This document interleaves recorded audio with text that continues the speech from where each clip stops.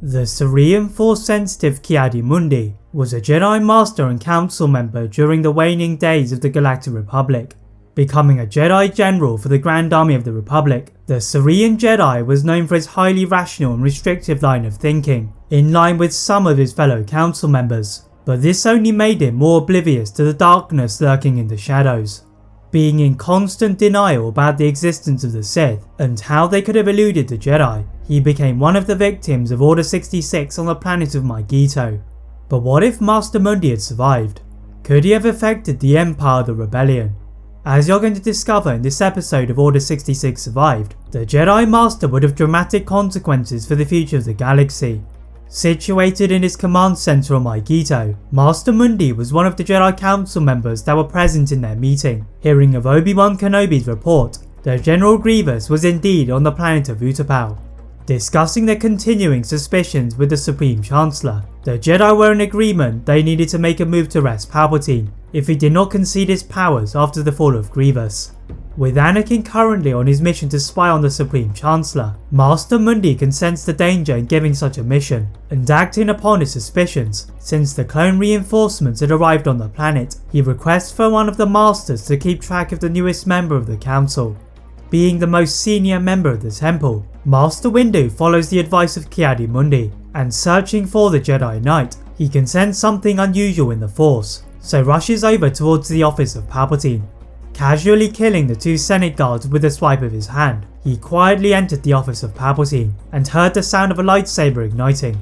The Sith Lord had not expected the Jedi Master to intervene, and knowing that he could not use Anakin to betray the Jedi, he pretended to Master Windu that he was being attacked by Anakin, and asked for the Jedi Master to stop the out-of-control Jedi Knight. Anakin looked at the Chancellor in confusion, before asking Windu to trust his judgment, and told him that this was the Sith Lord they had been looking for. Having just discussed the arrest of the Chancellor, Windu orders for the closest clone troopers to place the Chancellor in a holding cell, supported by Anakin, whilst he informed the Council of what they had learned. Unfortunately for the Jedi Master, he had still underestimated the Sith Lord, as on his journey to his cell, Palpatine ordered the Coruscant Guard, who were under his control even without Order 66, to quietly stun Anakin. The Jedi Knight cannot react in time to avoid a stun shot of Commander Fox, and Palpatine orders the clone troopers to take him to the cell that he himself was supposed to be in, then got to his feet to execute Order 66. Windu had just managed to reach the mission center in the Jedi Temple, when he felt a distinct shiver in the Force, and quickly scrambled to summon the other council members.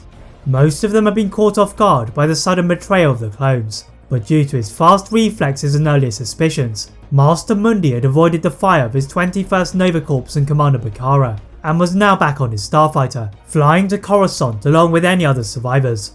Returning to the Jedi Temple ahead of Jedi Grandmaster Yoda and Obi-Wan Kenobi, the Cerean Master is joined by Mace Windu and Shaak Ti in protecting the temple, before they go to find the missing Anakin.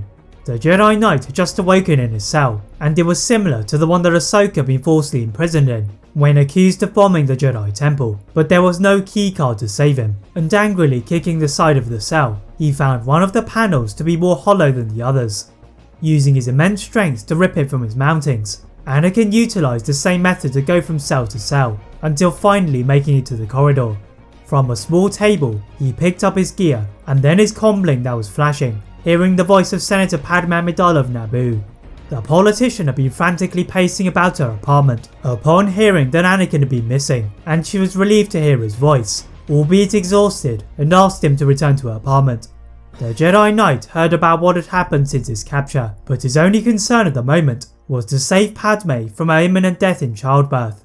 Running through the corridors, the alarms to the facility began to go off, and with the clones closing in on him from all angles, Master Windu and Master Mundi arrived to rescue him. Attempting to escort Anakin to the temple, Anakin shrugged off the grip of the Jedi and flew to Padme's apartment, where the Senator and C-3PO greeted the Jedi Knight.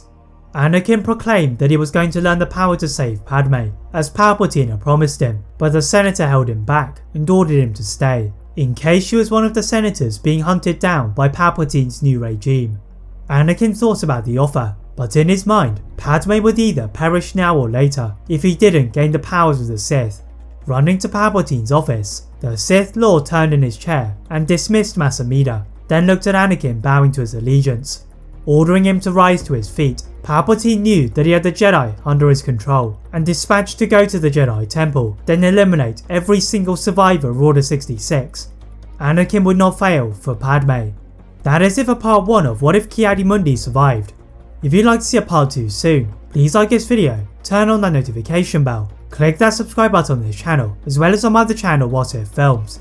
And as always, leave a comment on what if you'd all like to see next and how I can improve my videos. Thank you all very much for watching and see you next time.